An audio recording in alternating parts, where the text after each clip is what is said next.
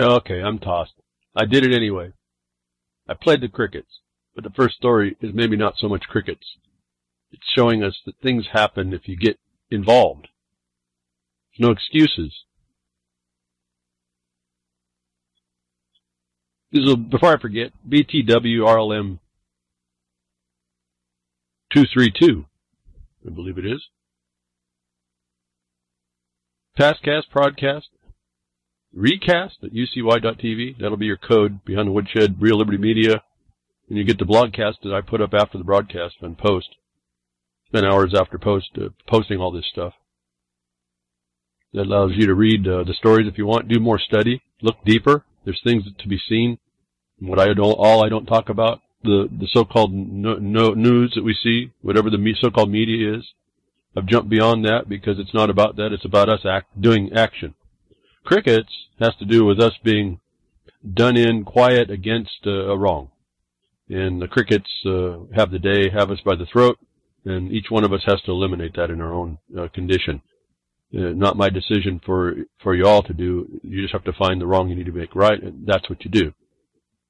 It's not even a question in my mind that has to happen.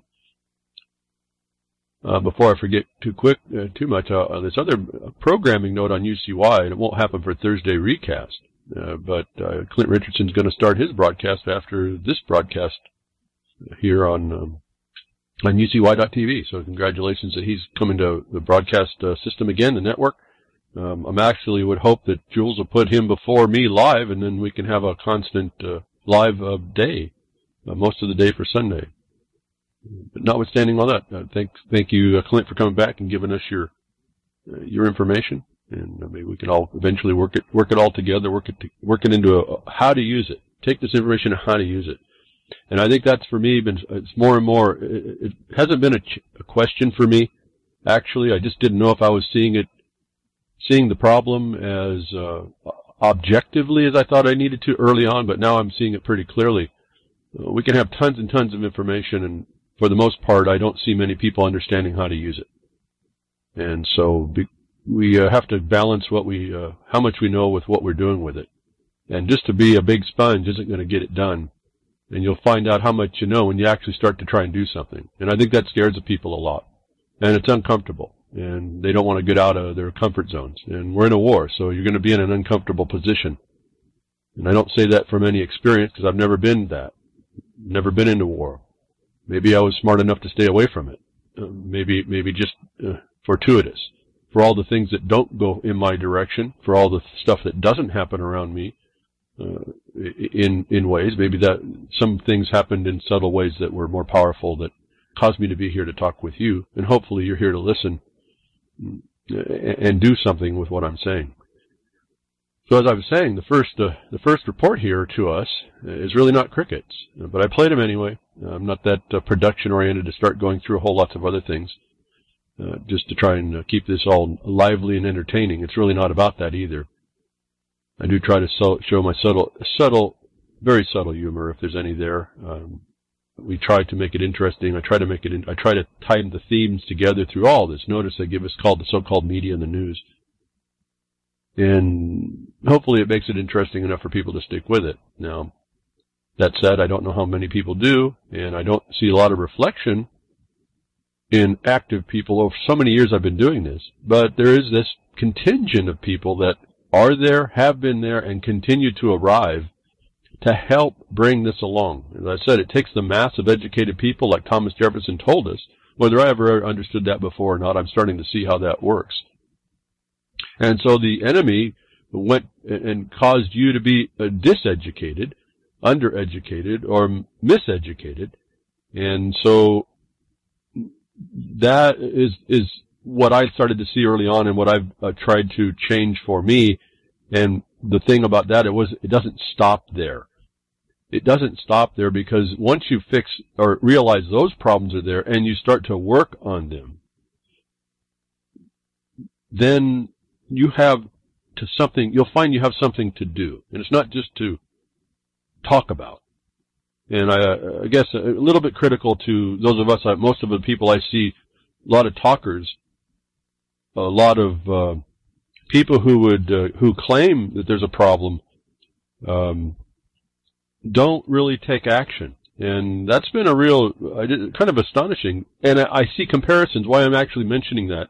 I've said it before, but I mean in more of a context of this knowledge, this awareness and knowledge, is people I don't even know. People that I don't even know that are normal. They don't normally look at things that certainly I or so-called liberty-minded people or anybody like that look at. They're the ones that are starting to step up. There's this silent majority stepping in. They're just us, Americans. That didn't quite. They knew something was wrong, and through different avenues, they're getting more education to be more educated, to be able to understand that the thing they thought was wrong actually was wrong. It wasn't just their perception, but they're also learning, as I try to do here behind the woodshed, explain what those people that have been ruling our lives or how they're doing it, and then how to stop that, or how to, at least if there's not enough of you, how to interfere with it long enough to maybe some more people can help. And again, we're back to the help and the doing. And so here's a little thing that came up, and I'm not going to claim that we were directly effectual here, but I can just tell you, when we've worked so many years with people, and it's only there's only a few people that do this, and you choose the people you work with by their capacities and their interest to get something done, and it doesn't take but a moment or even not even maybe a conversation to figure out they're an ally that will work with you and in the direction that's needed. And those are the people you will seek out if you intend to get anything done here in any time soon. But one thing I was talking to you about was a couple weeks ago, and you'll go back to the blogcaster to see it. I said that one of the segment titles after the fact, I said, insane arsonists. If arsonists weren't insane enough, no, it gets worse. There's insane arsonists out there. And I discussed with you the fires that are going on in the West, how really the policies that provide that they will exist, and they're actually a tool. Essentially, they're a weapon against people inhabiting the West and the agendas we talk about, and it's a foreign imposition. It comes from an insanity. It comes from what they call wilding, where they want people off the earth to let Mother Nature handle this and completely divorce the fact that people are here because of that environment. But notwithstanding all that discussion, I talked about fire. And behind the scenes, and over years, working with a few people, making alliances, and working with those with a like mind and similar capacities, different talents, making the connections that they make, we may have a tangible or not provable response to things that I tell you you can do. It takes time to develop. Yes, it's a persistence, and it can be disheartening at times, but you just keep persisting. People I don't even know are in this lineage of alliance that work together without even really knowing it. We just hand off the part that we have to the next one, carrying the baton to the next place to make the circle. That I talked to you about this fire. I talked to you about the insanity. I talked to you about finding a forest policy. It's a national, United States of America, United States forest fire policy. And I told you only two parts of it that were just prove the insanity within the document. That they would use forest fire, prescription fires during wildfire season, and that they would educate the public to accept the unintended consequences of the highest risk firefighting tool that they had. I also then talked to you quickly last week about how they adulterate the science. Well, because I had to do this study here, just came on me to do, it wasn't something I was focused on, but you couldn't help but notice the smoke all summer. I really don't know that we had a day that wasn't full of smoke all this summertime. Talk about global warming, putting up, ash clouds. What happened to that theory? Causing global cooling. I'll tell you, it's been a pretty cool summer relative to some times that we should have had a little more heat. It wasn't cold, but relative to the normal sequence of heating systems through the summer, it didn't seem to follow the same. So Anyway, notwithstanding all that either, I made some discussion with you about how to analyze, and this is a tool for those of you taking notes on how to do this. And I know I'm having my insight in this that you may not have, but what you're looking for is how to look at what these policies, is not laws, these are just policies. These may be consensus driven by the stakeholders. There was an interesting word chat, term twist chat in the UCY chat here earlier in the prior broadcasts around stakeholders and eating the steak. Can you have your steak and eat it too with the S-T-A-K-E, or when you have a steak you should just eat it, S-T-E-A-K, and that kind of thing went on. It was kind of, fun exercise with words. The point is the stakeholders, as I told you a long time ago in other broadcasts, have read, they themselves tell, the gurus of that say that stakeholders are criminals. And so you see this climate thing coming on in December. That's a bunch of criminals getting together, and a bunch of criminals getting together is organized crime. It's not real hard to figure out what's going on with us and how these people are influencing your nations, all your nations in the world. That bring on policies like what we saw was insane arsonists using fire during fire season. And then you might get someone from a federal agency to help fight a fire that you need to put out because they're so interested in the prescription side and not the suppression side, and certainly not the pre-suppression mitigation, which happens in your proper management of your forests. Well, I told you about all that. We did an analysis on the policy, only speaking to how you take that policy and you destroy it with respect to your local county power. Now we're jumping into police power where conflagration is something you don't want, and it's something that when it shows up, it becomes the only thing. And it's the only thing in your life until you stop it. And hopefully you're managing your forest so that it's able to be put down. If it's not able to be put down, then you're mismanaging the forest. It means it's a class 3 level, and it's only nature can put that out. It doesn't matter. Once you get into class 3, you might as well not fight it. There's really no reason to spend the money at that point, and that's what they do. And then they give the excuse that, well, we can't fight it because we can't put it out anyway.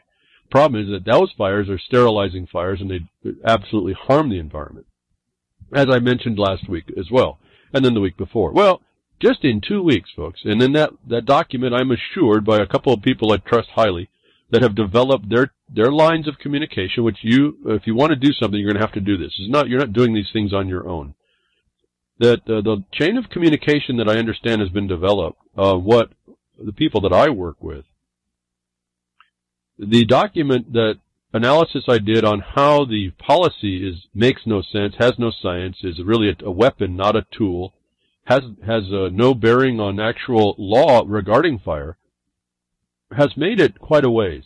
And into a couple, again, I tell you can't just talk amongst yourself. You got to put it in the hands of people that make decisions. And I'm telling you this only not to really say that we've done anything, because I don't even know that. What I'm saying is that I find it fascinating, the coincidence of how fast this came together with the chain of communication available. That even though I don't know this happened, it's highly consequential that it had an influence to people who make decisions. That based on this fire action and really the level of change that happens in the middle of this shift between the pretense of a fire management, going from fire management, which a pretense is of a tool, into this new memo that came out from the Secretary of Interior, Ryan Zinke, was quite astonishing to happen in 2 weeks. Knowing of the communication system that's gone on, communication lines, and who's doing what, and independent of anything else that's going on and what we're actually doing, all of a sudden we get some feedback that's completely different than anything we've seen for decades now, that I told you was possible when I was showing you about Trump running. That if the same regime, the same type of people get into office, people have no chance. Production will be destroyed. You're going to watch more of this nonsense. That it wasn't that Trump was anything more special than what he would bring in would be at least a cessation of the war against us in certain areas. And I think we're getting that evidence, and we're getting it really very particular to inputs that I know a group of the network, if you will, that has developed around what we do has at least a door to. However, and I don't know these people, I just know that it's there. Secretary Zinke directs interior bureaus to take aggressive action to prevent wildfires. Now, you'd think that would be common, this normal sense about things. I hate to use the word common sense because that common sense has become insanity. And then as I understand now, anybody who questions insane people, they're skeptics. How does that work? And how's that working for you? This is a big deal for me. I don't know about those of you that think about fire and all this other thing in your public lands and your private lands and the devastation that fires can have in the West, maybe not so much in the East, unless you live near a national forest that's mismanaged this way. But the title is not really the story here. The aggressive action can always be defined as a demurred type point. But when you read the first paragraph, it starts to make very clear and coincidentally to what I was advancing through the people that had their thoughts and applied what I was saying to what they needed to do through state and county powers and identifying that the state powers are actually corrupt and derelict. And so, let me read the first paragraph. There's a lot to actually say about this, and you may not think it's important, but this is evidence of a lot of things I tell you. The fruition, not a complete fruition, but the fruition of how this thing really works, that you do have something to say. And you don't use the courts, for those of you that hate that system, and you go to the state for permission. It's just finding people within the system that have the decision to make, that have decided to take on this juggernaut that has been set up to defeat it as a weapon and a foreign power within our system. And if you don't see it at that level, you're not looking. You've got your eyes taped shut because you can actually see through your eyelids this thing is happening. Why? Because your skin's on fire and you can't breathe. It's pretty simple. So if you don't see how that's a problem, for those of you having to suffer that and you're not looking into helping, then you're just agreeing to this insane arsonists that are going to destroy our world. And this is just the tip of the iceberg, but it mimics the whole plan. That when you have people that have a principle in them, things change immediately. So the title doesn't really give us what the aggressive action might be, but it says it's a policy shift, at least from the highest level of the Department of Interior, of which most of your western states, around half of all the land and more in some instances, is and I'll say it this way, it's not owned by the agency, it's not owned by Congress, though they have title. It's owned as a trust obligation for disposal, and you'll prove that in your enabling acts, or pretty quickly, where the states ceded the land to the United States, but it was for the purpose of disposal. So it wasn't a cession like you hear in the Constitution of a needful buildings thing. This is a cession for the purposes, and the intended purpose of that was to eliminate all state claims in the future to the land that would be disposed to the people. So the people had free and clear of any so-called monarch, sovereign, that would be the territory within which those inholdings would be. So you would have literally private property beholden to no one. Now, I hope you listen to what I just said there. Beholden to no one, not even the government. But the federal government has this capacity to manage these lands. In 1976, they did a breach to the enabling acts, and no state has stepped up to enforce their provision. They stepped up to stop the Congress, saying we're going to maintain possession of these lands. That's a complete breach of the enabling acts of every Western state. So there's another clue for another problem. Let me get to this broadcast, report here. News to us, which is fully notice. And if you look between the lines, you see some very important statements. Just the first paragraph here. Today, this is a couple days ago, United States Secretary of Interior Ryan Zinke directed all Department of Interior bureaus, superintendents, and land managers at all levels to adopt more aggressive practices using the full authority of the department to prevent and combat the spread of catastrophic wildfires through robust fuels reduction and pre-suppression techniques. Pre-suppression technique. This is before the fire gets started. The only thing I know of, when we look at that, how aggressive this is now, it's a sea change compared to where the caucusocracy, the bureaucrats inside the culture of crime that makes up the bureaucracies of the agencies of the federal government. This is a sea change to that culture.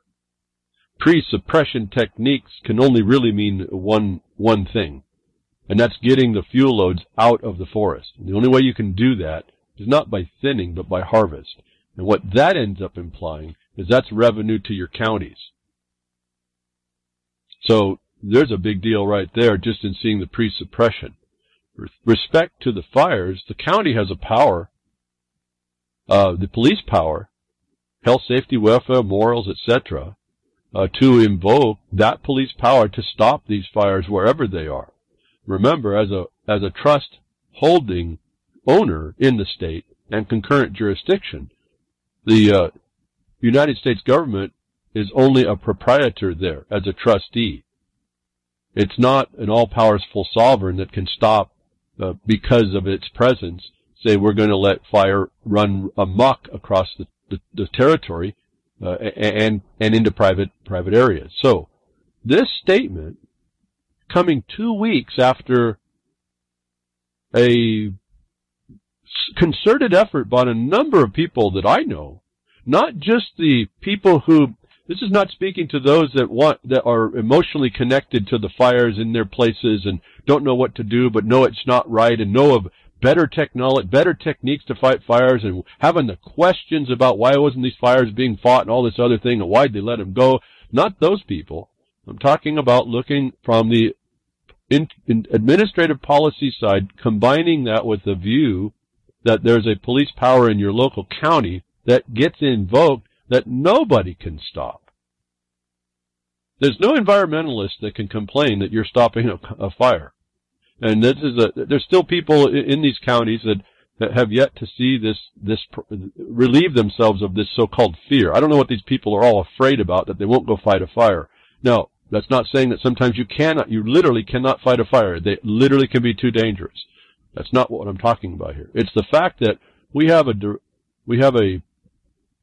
agency secretary that has said now there's going to be a robust fuel reduction and pre-suppression technique going to happen, contrary to what's been going on. Absolutely 180 degrees C shift, which I read as a harvest right, and connected to these fires, which is what we've been advocating for 3 years with certain counties, that they have a police power to go in and take some, when the mismanagement happens of the forest, they have the right to go in, also based on the law that says they have the right to use these things as their power to eliminate or reduce the threat of catastrophic or non-stoppable fires in their territories, the county jurisdictions. That this statement says that I want to just tell you, without even having the proof, it may take us a while and we may not seem like we're doing much, but the connection between what I was just telling you just 2 weeks ago, when that wasn't even a factor, and what they're talking about, the specificness of what they're talking about here relative to what we were talking about, it cannot be mistaken. And though I wouldn't take the claim we said that and did that. In other words, what I'm saying is that you can be effective too. What I will say is, if we weren't here, we wouldn't know that we were contributing to the outcome, not the solution outcome, but the actual action that needs to happen in all these lands. That we now have, as I look at this is the DOI's, the Secretary of Interior's, this is the main public land manager, because under FLTMA, the same act that stole the land back from the states, that the Congress stated we're going to keep this in our possession, which is a breach, that act consolidated the Forest Service and the Bureau of Land Management Authority, and the Forest Service has a secondary position which is subject to that. And there was a repeal at the same time of their rules over managing their forest. In other words, it's really consolidated down into, there is a Forest Service authority, but it's not free of the FLTMA, the Federal Land Management Policy Act. And the Secretary of Interior takes essentially the overriding prevailing authority here, in particular for these fires.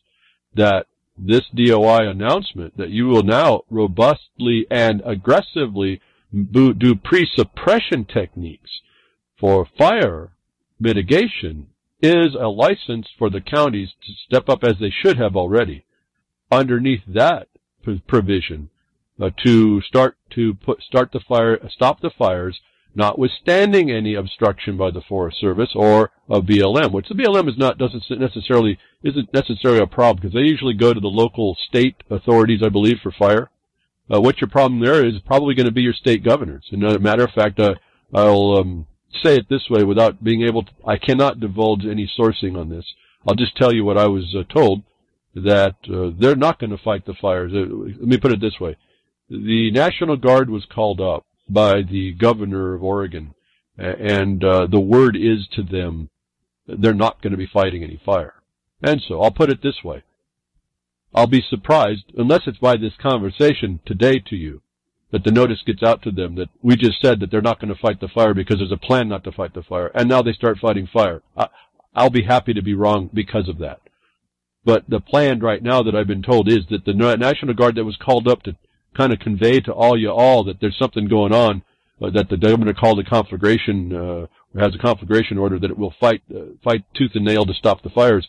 That National Guard that's been called up has been told they're not going to go fight any fire. They've been stationed in places. In fact, people are stationed in places and not going to fight the firing. And I'm told that they cannot, from another source, they're not getting paid when they go to a place away from the county that they got pulled from and to not fight a fire and sit there. They're also not able to go back to their jobs because they're on call 24/7 in that place. They're not at their jobs, so they can't get work. And so these people who have been called out of the National Guard cannot get money to feed their families. It's how insidious this whole thing starts to become when you start looking at who's pulling the strings and who should not be pulling the strings. That conflagration order and police power will eliminate a conundrum over. And so my suggestion, as I've been trying to suggest, is based on the findings that I put together about how the fire policy is really an insanity and in short order can be found to, which shows the power of the county to step in to, since the policy does not meet the needs of the people and the things of county concern or its police power, those things that fall short in that fire policy, the national forest policy, are the things that you use to invoke your police power. This fuels reduction and pre-suppression techniques order allows the county on that police power to go in and do what it needs to do. The problem, I'm told, is that there's no directed money for these things to do. And I guess that can be an excuse. But the way I know this works is you go out as a fighting unit and you fight, and if you have bills, you bill them later. Because the whole point is you go fight the fire. I don't know how many forest fires I've been out on. You went out as a volunteer. You just went out and fought the fire. You did. And at the time when it's your town going to burn, you go out there and fight that fire. You're looking for a crew to jump onto. I didn't have to be paid to go out. Just grab me the tools that they say we're going to need, and you run. You get in a van and you go. You organize the units. They have to get paid. Okay, so you make a bill. That's what all that's about. There's really no excuse for the money. The money's there when a conflagration goes in. It's just a matter of when you're going to get it. And so if that means that people have to volunteer, if you had to make a volunteer fire crew to go out and fight underneath a local declaration of police power declaration of stopping the harm the fire and the conflagration is making, you do that. And I don't know why you couldn't pull from your local coffers, those that may have some leftover emergency coffers, your emergency funds, pull that out to pay for whatever it costs in the moment. Those costs you can't defer or bill for. Why this order from the Secretary of Interior for all these public land fires is not a license, if I needed one, to go fight those fires, I don't know. But I just wanted to point out to you folks, I'm really sitting back a bit saying, no, this can't be what we've done. I'm being assured this is partly in direct relationship to a handful of people been working on these problems, and it reached the place it needed to reach, and the answer came out the way it was supposed to be. And so I'm really, for as much as we do, and I'd like to say, take all these things, as well, this is what we've done, I'm being tempered, but I have to tell you that in looking at the coincidence, it's too connected to what was being done and said in the subject matter, the specific subject matter areas of the contributions that were made. That I can't disregard the fact that I want to tell you again and to remind you, for everyone wants to kick the dirt, look in the sky, make excuses, say you can't go to the system.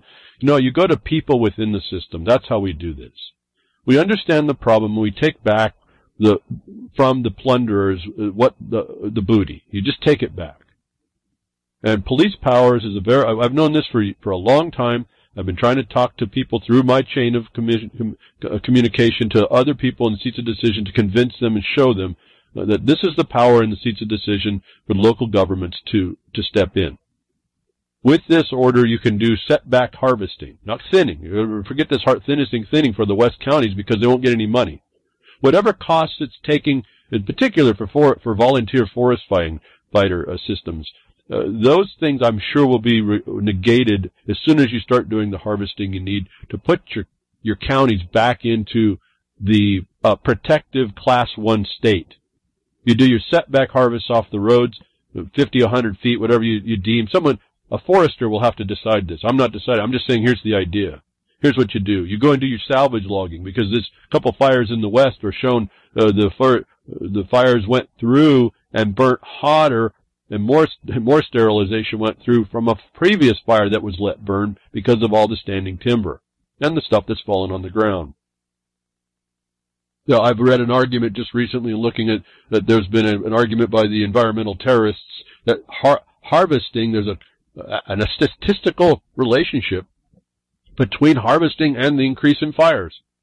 And I'm looking at that, and that didn't make sense right off the bat, but let's look at it because there's somebody talking from what appears to be an authority, lots of doctors' names on this, lots of studies, lots of things going on about the officialness of this. But remember, I've got a skeptical eye about this. See, I'm actually questioning the insanity, so I'm a skeptic, I suppose.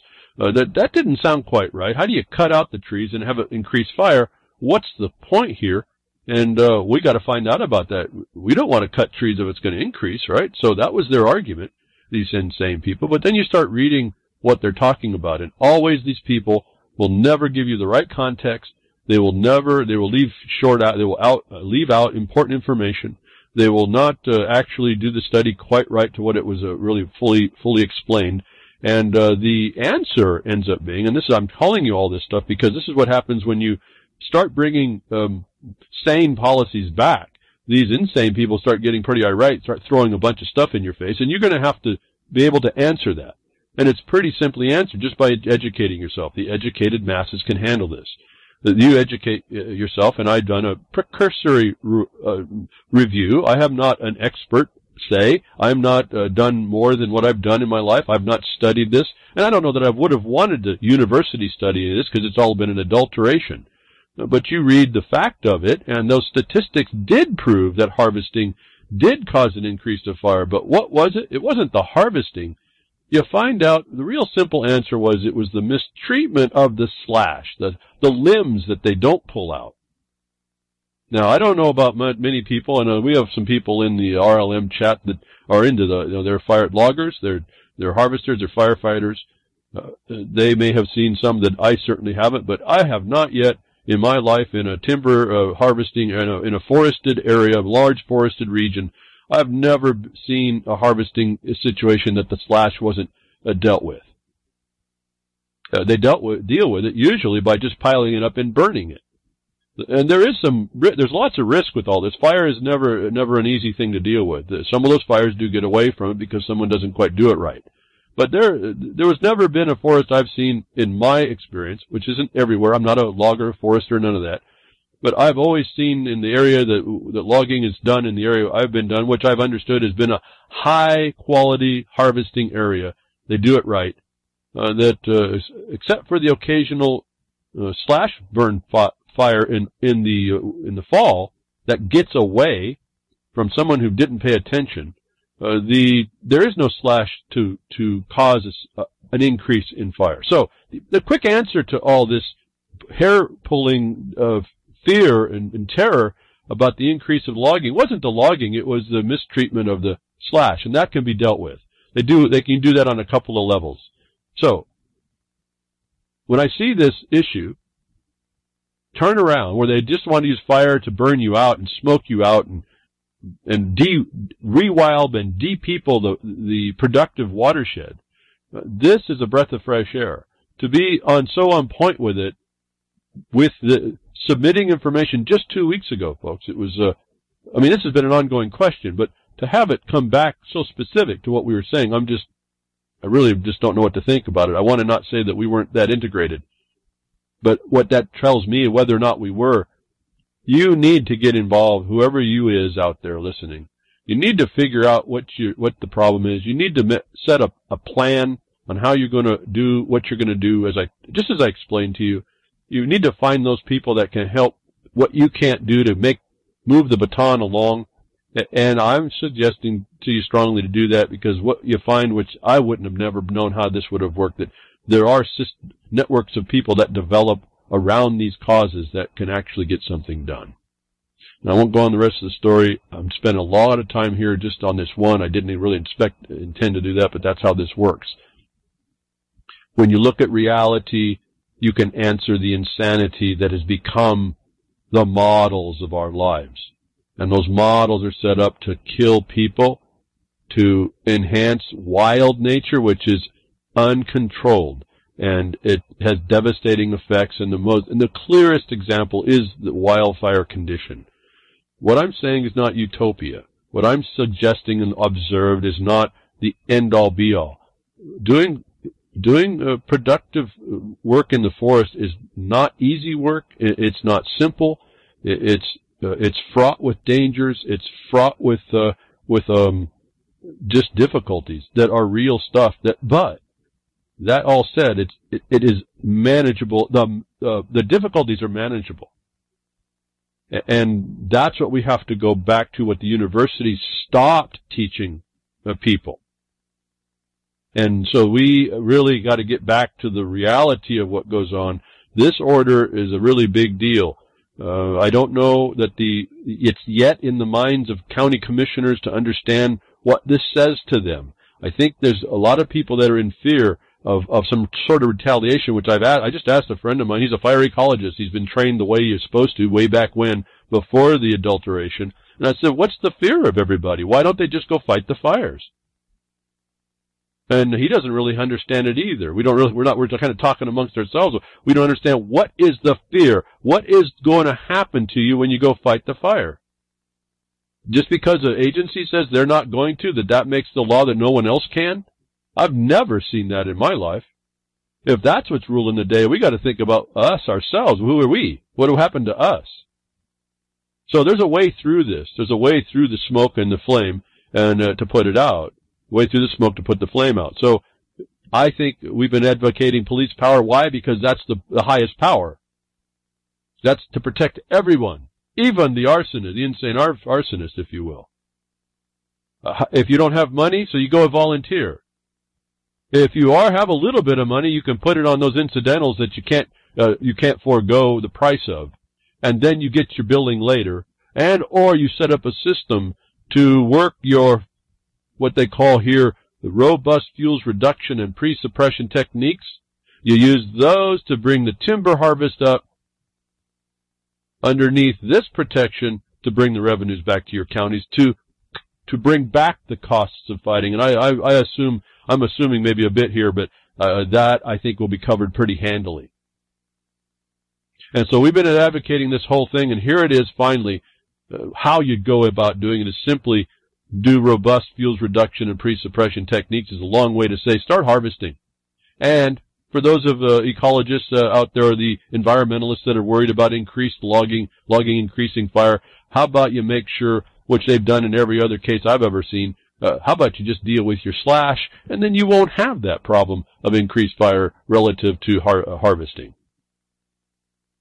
See, maybe people don't understand is when companies go in, at least in the area, in the region I'm familiar with, and I'm sure that there's differences everywhere. In the region that I'm in, the companies build the roads. The companies build them to a standard. The companies are maintaining the fire. The companies are liable to all this. It's all in their contracts. It's all done when they go through. Accidents happen, but they're dealt with. And it's not so bad that they've ever, in my imagination or of my memory or my imagination, thinking about how nasty could it get if I wanted to scare myself. But I've never seen the type of problems we're having today since all that has been stopped. And so they privatized the action like they did with the miners. Same thing with timber. And it functions really, really well. Now, it doesn't catch everything. So that's why you have thinning projects and these kinds of things. Sometimes it doesn't. The productive side is a little bit faster, a little bit harsher, and so you have to do some management of that. But there's ways to do things that contractually now, and it's usually tied to some also financial problem. If you don't, you get people that will do the job. And the job is done to what the universities used to show us was the more proper way. And they always studied to see what more proper was. That I wanted to say again, for those of you that are listening, that have an in to your county commissioners that are in fire areas, to me, this first paragraph is the license to take on what the county police powers already offered the counties. If anybody needed any help, here it is. That the DOI is not going to have a problem with doing this where you can see, and hasn't happened, the local management or the culture is not conducive to it. A police power tied to this and harvesting to clear out the most dangerous areas would be something that I don't see there's any liability to. Now, I'm not saying it's a harvesting thing yet. I'm saying that's how you get into the point. You start the system back up through the conflagration, through the potential of it, and through this order saying you get to stop it. You have a power independent of the federal agency. I don't know why they haven't been using it. Why they wring their hands or why they get together and talk about it amongst themselves is really kind of a question to me. But whatever's happened in the last couple of weeks has caused this to come out, and I'm suggesting to the listeners here, you got to look very carefully at the dynamic. It may not mean anything to you, but then you haven't been really paying attention, no matter what your thoughts are, because these things are object lessons for really how it can be done. They wouldn't say this if it can't happen. It couldn't just happen. And this is not idle words. I said we don't know what aggressive action. I mean, aggressive action could be thumbing through a book harder. I don't know, but this is not. Pre-suppression techniques.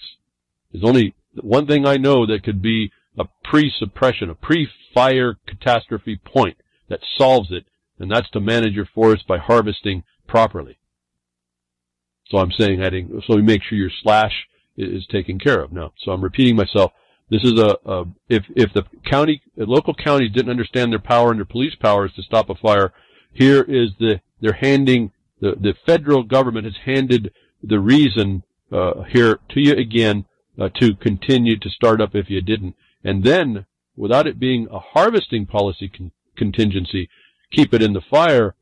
Then you turn people, while you're doing this, onto complying with the federal law that also says you have sustained yield at capacity. Whether that's on a Forest Service, Forest Reserve, under the Forest Service, or a special land underneath the BLM, or just a public land that's just supposed to be improved production in the watershed. Not the landscape, not the view shed, none of that nonsense. The watershed, the productive watershed. This is the starting back into that. This is back to what I was telling you. We were going to have very narrow places to regain control after the insanity of all these other regimes in Washington. Trump would allow, maybe not directly, he would allow a cessation of that constraint. And this is one of the outflows of it, whether he intended it or not. I'm telling you it's here because we're looking for it. That's what has to happen once there's a different mind that is working. And this different mind has now come up responding to what has been being given to it to respond to accurately, correctly. I know there's a lot of people talking about it, so I'm certain that we couldn't have been the only thing. And the only thing I can tell you again is that our discussion was so constrained to what we're seeing here that I'm having a hard time, even though I'll deny it, I'm having a hard time disagreeing with my my colleagues that this is a part of what we were doing, what we are doing. In fact, it has force and effect eventually. And so for me, that's great stuff for me that's happening. We need to stop this, but I'm really looking for tools for you all that are either on the fence or maybe not quite getting it worked out or think you need to know more. What's there to know about a fire? This is a very easy object lesson to understand how we fail against insane policies. Up until here, an insane arsonist in the agency of the Federal Forest Service has been having its way with everybody. Why would you put yourself in subject to that kind of a thing? I don't understand it. When everywhere I look, the governments have, in the United States of America, have this police power, which I told you they're using against you at one level. Well, why weren't we going to it to use it to protect us? It's always been an observation for me, but here is something we get to work on. We get to work on it to educate us as to see what the more rational thing to do has been. Find that maybe we have not used the power of the law that sat there for us to protect ourselves and to fortify us in those things and take that momentum and put them into other areas. Right now it's harvesting to reduce the fuel load for fire. Harvesting because that brings revenue to the county. And then move with people focusing on, now you have a machine now beginning to start back up for harvesting for purposes of fuels reduction. Now you get that habit started again. Focus people then back on forcing compliance with the harvesting laws altogether. And we're not making utopia, but I think our world becomes a little bit more organized, a little bit better, and things function a little bit better. People start having work and jobs, and there's an industry going on behind that. There's a secondary and tertiary support industries that come up, and we get back into people just doing what they like to do, all coming from Mother Nature in a proper way, that we're not being, that is not being used as a chain to bind us. So another thing moving on, another chain that binds us is us plugging into these systems, agreeing with the oppressor that we need to be oppressed, agreeing with insanity that we need to live an insane life, having those insane people running the asylum, plugging ourselves into those systems. As I've been trying to say, watch what's going on here with this technocratic world coming on. They really got a control of this. They're in pretty powerful seats of decision. The insane are running the asylum. What are you going to do about it? And so when I see that, I start looking around for, if you're not paying attention, maybe it's so tightly because you're not maybe interested because you don't think it's going to affect you. Like everybody who didn't understand this summer that the smoke would be affecting them. All of a sudden now they can't breathe, they can't see, can't do anything. Or it's highly uncomfortable. You plug yourself or allow a system to come up around you that controls your life. How are you going to feel when you can't do much?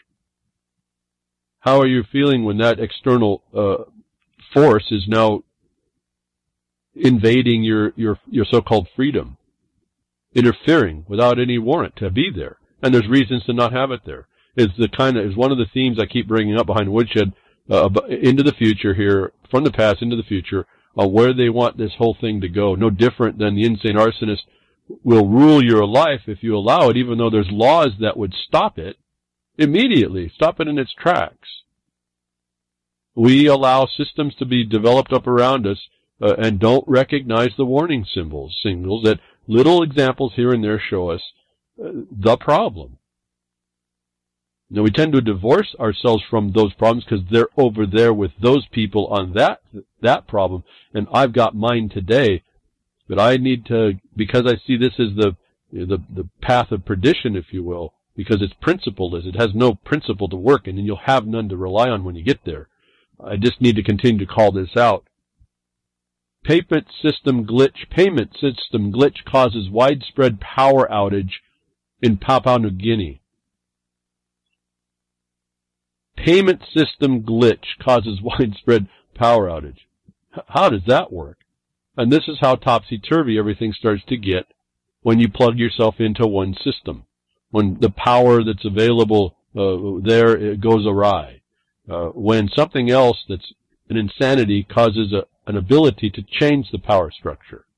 Tens of thousands of Papua New Guineans have been without electricity for the past 2 days because of an electronic payment system glitch. PNG Power's prepaid Easy Pay system failed on September 11th, leaving the customers unable to top up their accounts. Prepay top up. Digital. No electricity to pay for the electricity. What? The company promised to have the system restored by midnight on September the 12th, but failed to do so. No, I'll just stop right there. You can leave more. There's more to read. There's more to see here how this dynamic is. So you're relying on a privatized system, and the people that are the persons, the businesses that are there, fail to do as their promise. It's like your government failing the public trust. What are you going to do about it? Why do you allow a system that requires that? Why do you allow systems to be developed that don't have an alternative? Why aren't they compelled to provide the power notwithstanding the problem? Why is this a problem? Does anybody look at this? Well, apparently not. Because it just happened. Now I want to put it in your lap. You're allowing a system of technology to be up around you that's doing the same thing. You're not going to be able to get these things until you get on that easy pay system.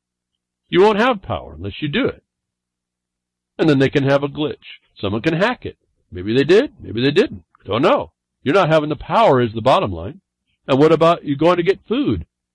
Everything goes to the electronic system. Oops, we had a problem. We promised to get it online. Oh, we can't. And that's the straight up one. What about the one where the government looks in and says, oh, these people did something we don't like, and we have this little due process thing we claim we did correctly under the Constitution that gives us the power to steal their stuff, flick off their switch. What's the difference here? Whether or not you couldn't pay, or whether or not they said we're not going to honor what you paid. What are you going to do about it? Is really prevalent lessons here about this thing. These people are on an island, and they got shut off, and they're done. And apparently there's no way to fix it, folks. I mean, does that even make a rational sense to you that could be possible? I mean, in reality, not the way they fabricate it. So this condition where you put yourself into an electronic privatized system, the switch can be flipped whether you want it or not, and then the tail wags the dog, doesn't it? And then it's a vicious loop of lack of responsibility and no accountability. This is the world you live in, and you can see around right now. That's a definition for today, and we don't really recognize it. It's over there, it's around you already, and there's more systems coming online with that model that we are not looking at and saying, wait a minute, that's not going to be adequate. There's not enough contingencies there. You're serving us, notwithstanding you consider us a consumer. You're serving us. This is not a consumer without rights. This is we the people allowing you to make a profit on the so-called services you provide. And when you get us to our necessities, you have a very high standard to meet. It isn't met by a promise not met and a system that causes its own self-inflicting wound. So we don't start paying attention. That's the type of systems the mediocrity comes on. That's the type of systems you get. They gave you those systems. You got what you were gave. You got a republic if you can keep it. You got what you were gave if you could keep it. Do people have power now over there in Papua New Guinea? No. Did they keep what they were gave? No. Simple rule and lesson right there in the news. It's our notice if we'll pay attention. And that's just one little spot. You give over power to an insane system. Don't have no complaint that you're now getting burnt by the conflagration that was set up for it, or the food that's rotting because you didn't protect yourself with a system that would be redundant against the failure of power in your locale. So we are now bringing up this idea the governments can turn stuff off, the public-private partnerships can turn things on and turn things off, all at whatever reason. They can promise and then not fulfill, for whatever reason. And you're sitting there with rotting food and no power, sitting in the dark. You caveman. You cave woman. You actually cave human, because that's what they're keeping you, remember, like monsters. Because you have no rights, you got no inheritable blood. You got to even have the property you're sitting on because you don't know about property. Your property. How many things I bring around all the time? It's all the same story. Jump in the system, find your place in the system of the technocracy, and you become your power structure. Your life is affected by whomever can flip the switch. I'm on record about this cashless society, the way it's coming down with this Bitcoin model. I think the technology, again, I think it's really cool, but it's not so simple. And last week I talked to you about China flicking the switch. And I also said they did it concurrently with them creating their own. China did. And it was a model with 1.5 billion people. They were the model state, nation state. Just a nation, not a state, but that's a member of another system. They were the model for being able to control 1.5 billion people. The rest of you aren't going to be much trouble. That they control the model of that, they control the system, and they control who can use it. It wasn't just days after I told you they were going to control this. The private currency, it's not currency, they can call it whatever they want, the private electron money, and just days later, China's 3 largest Bitcoin exchanges will all stop offering local trading. Cryptocurrencies are going to be controlled. They will not exist, and what do exist will eventually be controlled. I hear lots of libertarian, so-called libertarian mind, oh yeah, but we can do this and that. Fine. Remember, when they catch you, it's not going to be simple.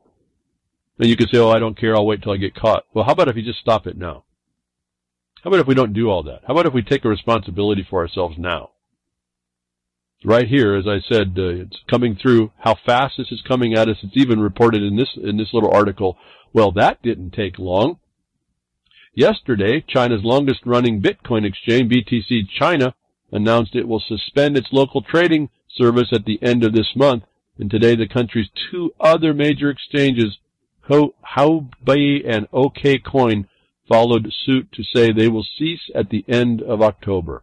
Enough writing there. These digital currencies, so-called, are controllable.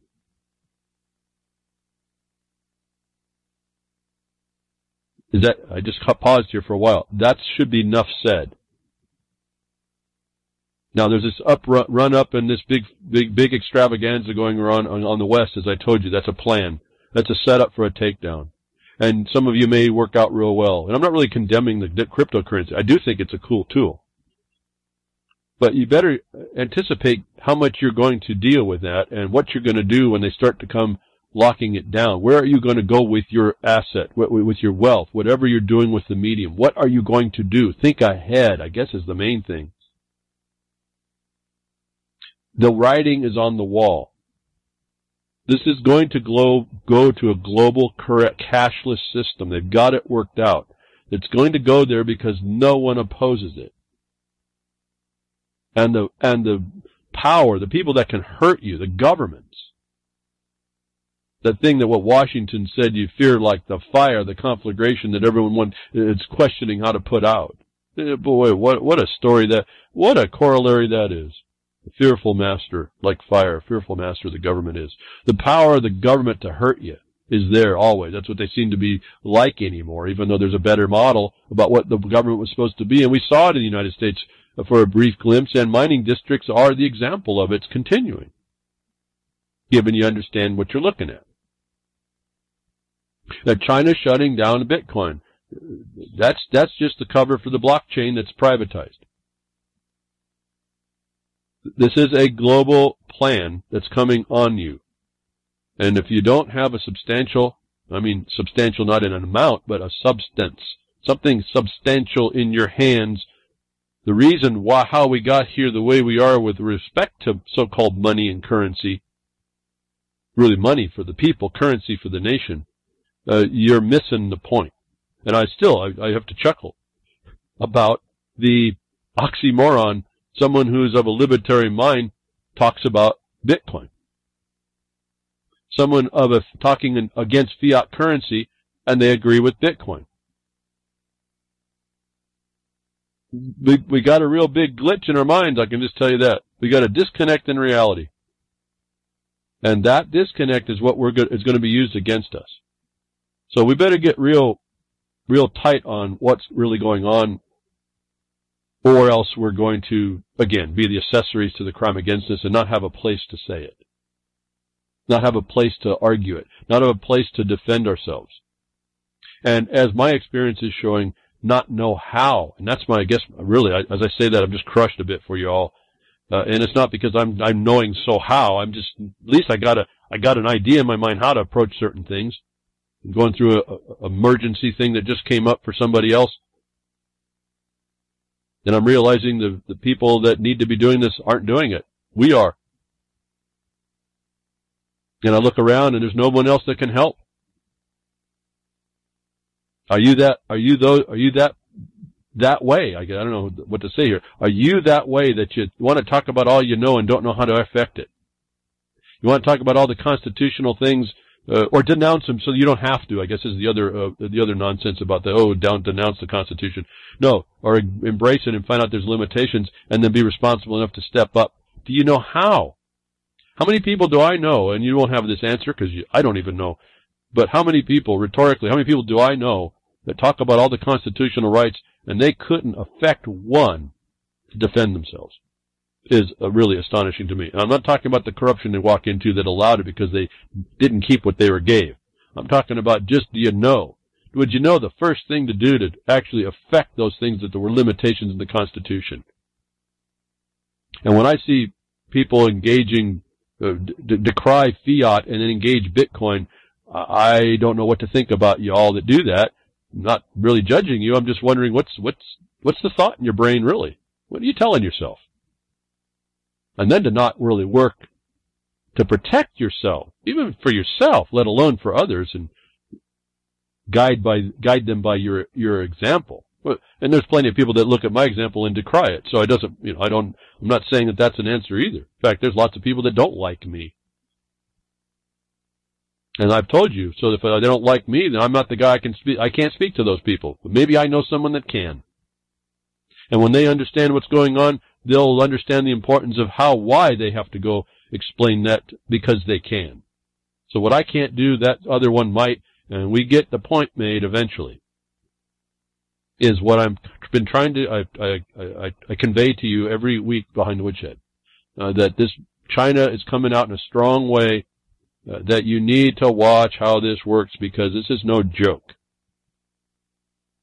This is somewhat of an insanity because what you're walking into is the dystopia that everyone wants to complain about. It's coming on you because you're not resisting it in the proper way. You're allowing yourself to be plugged in, silent weapons for quiet wars, and that is one of the weaknesses. And yet that is one of the tools that allows it. Because if we didn't have this digital world, I couldn't speak to you today. Probably wouldn't know anything. You probably wouldn't know anything about me. We wouldn't have it into the future in the archives. We wouldn't have a sense of ourselves. We'd have our little communal tribes like they want to put back on us. It's not that, folks. That's another lie. The unity is a lie. It all seems to be a lie.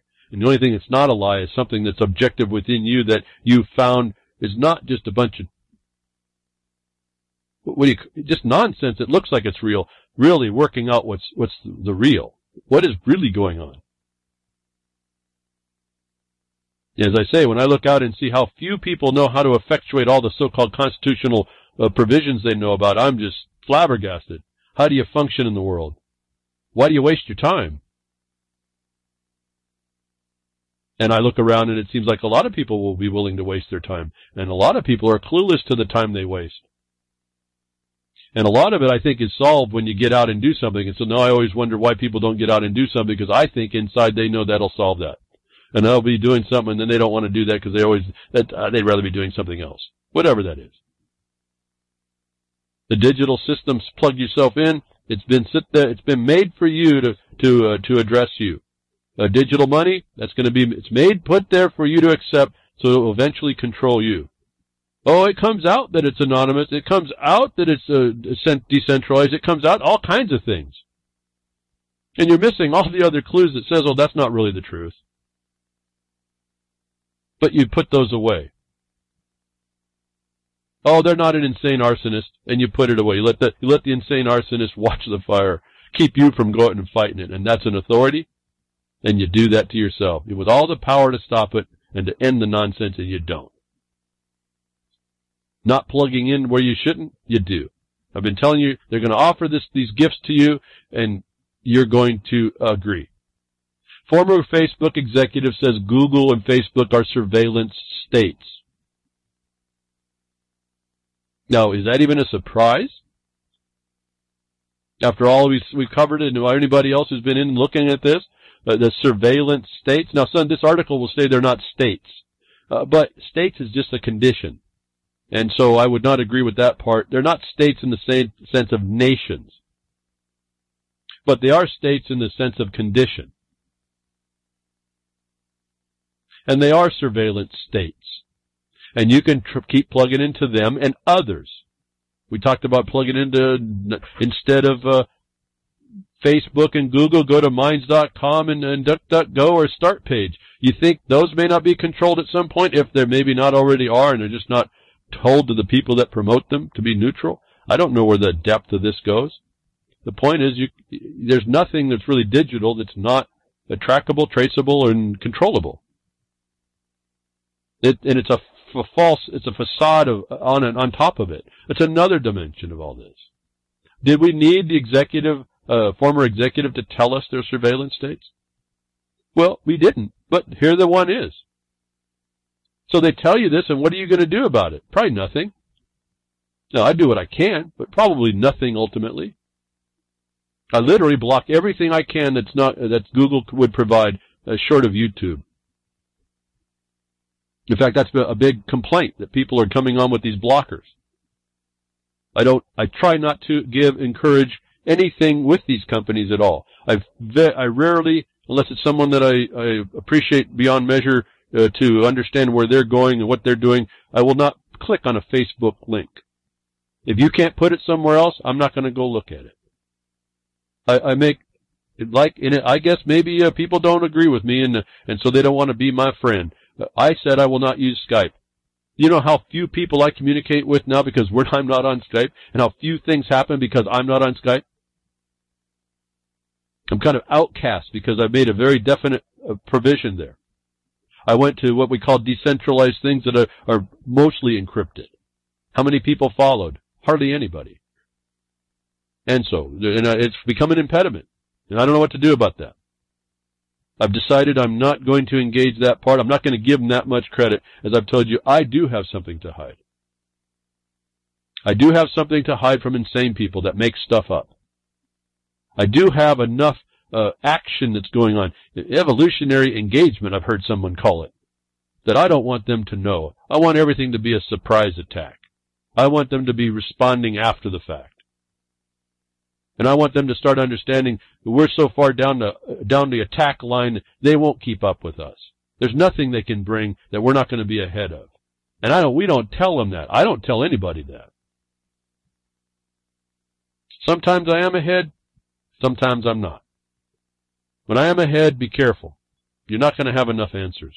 I'm not talking to the listeners. I'm talking to those that may come against us. It's like simple little knowledge. Well, the argument that logging causes fires was really a lie because what's causing the fires is the mistreated slash. That's a simple little quick, I did that in 15 seconds to tell you that? That's a quick little piece of knowledge to know when these guys come along and say, well, harvesting is no good. It causes fires. I'm done with the problem in 15 seconds and I've identified that one as a liar. I didn't have to call him a liar. And I'm on to the next point of where I was at. I'm not dissuaded from my position. I'm not knocked off my focus. And you shouldn't either. But are we surprised that an executive would come out and talk about Facebook? No, I've also told you there's 2 points. First, we're not surprised. And secondly, what is the second one, folks? It doesn't matter because you're not using it. How's that? Oh, wait a minute. Maybe you are. And maybe that's, again, our problem. Maybe we haven't really taken all this very seriously. Maybe we think we know so much that we know a lot and we know enough. And I'm suggesting try to put that in practice. How many people actually understand what an ex post facto law is that they can identify it currently to use as a defense against a claim? How about a bill of attainder? Or what's more appropriate to most people regarding seizures would be the bills of pains and penalties. Who knows that? How do you affect that? Do you know? Oh, you can recite it. It's not supposed to happen. How do you affect it?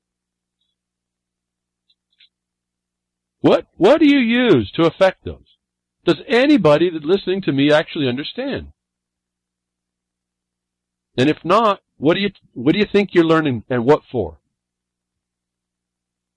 As I was talking to a couple people, I asked people questions to qualify certain things. The knowledge, the capacity, the ability to replicate.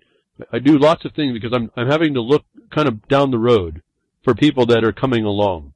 And if I find that you can't respond to a question, I'm not judging the fact of that. I'm saying for you, if you can't answer that question, then you're incapable to do what you've planned on doing here.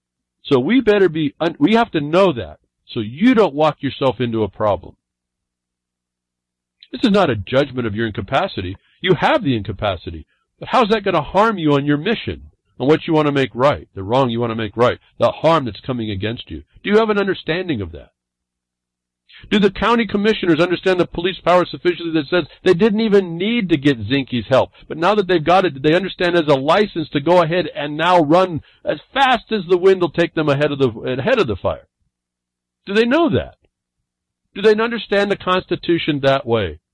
Rather than more than just putting your hand on your heart and doing a pledge of allegiance to an inanimate object, which they didn't understand, and then since 1954, some foreign power called God indivisible. Did you miss that one, folks? Do people really understand what's right in front of them? I really have to doubt it. Those of you that get it, I'm not talking to you, certainly. But those that don't and think you got it, you really have to rethink about what you're doing, what you're up to, what's happening. You're not helping the condition to think that you're helping the condition. Again, as I say, it's just not having knowledge. It's what you do, how you do it, and behind which we try to find where we can do more right. It's not just thinking, oh, we got this handled, because I'll tell you, when you get in the real world, the war is an interesting and unpredictable place. And one of the answers is to make more predictable responses. You force someone, it's like a chess game, I suppose, as it just flashed in my mind. You can force someone to have to move a certain way. In that anything else they do is even a worse condition that you put them in. They know that. And this is kind of how this works. The war's not over. The battle's not won. But you can make conditions set up that you can force someone's hand. And you essentially can't win on that move, but you can win because of the inabilities that they couldn't cover. And a lot of that for us is black and white law and the knowledge of the methods of the enemy. So the enemy is wanting to get you into this digital technocratic world. Are you walking grumbling about it and crying and decrying it, but walking ever so much the same?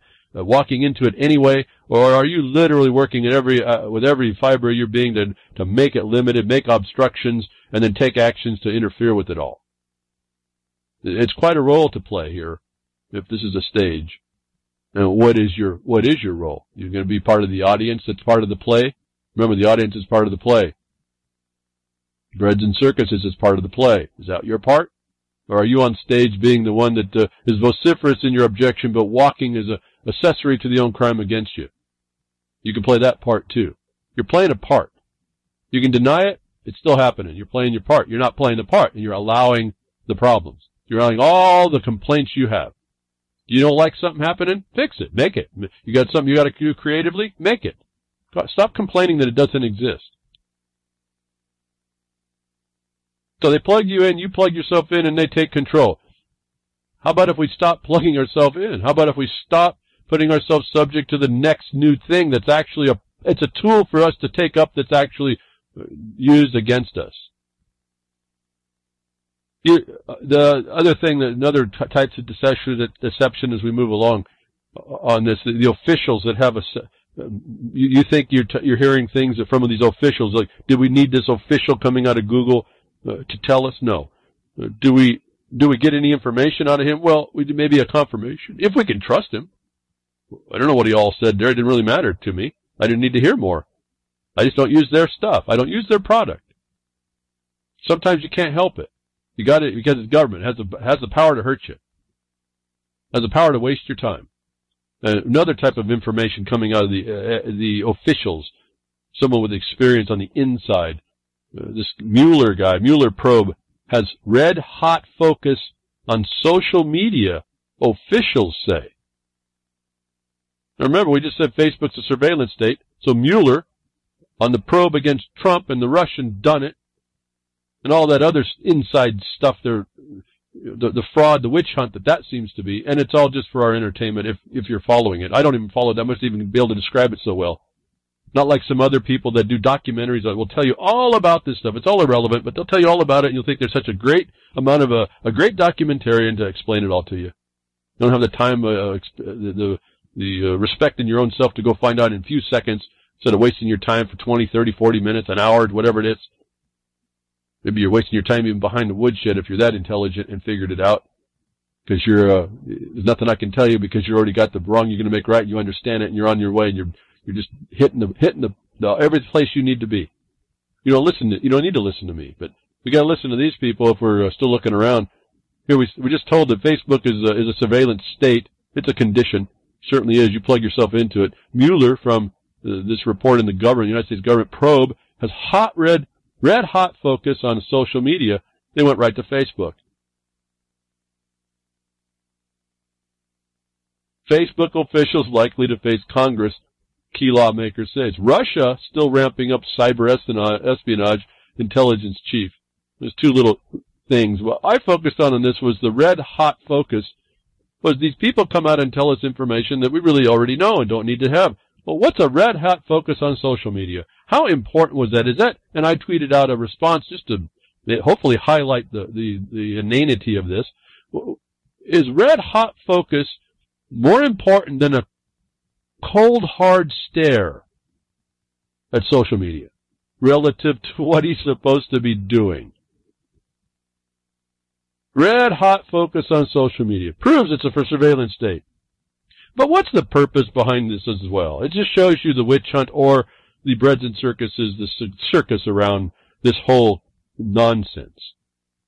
All they could come up with is that he has a red hot focus. And I just thought about it. Well, wouldn't you really want a cold, hard stare if that's really all you're doing anyway?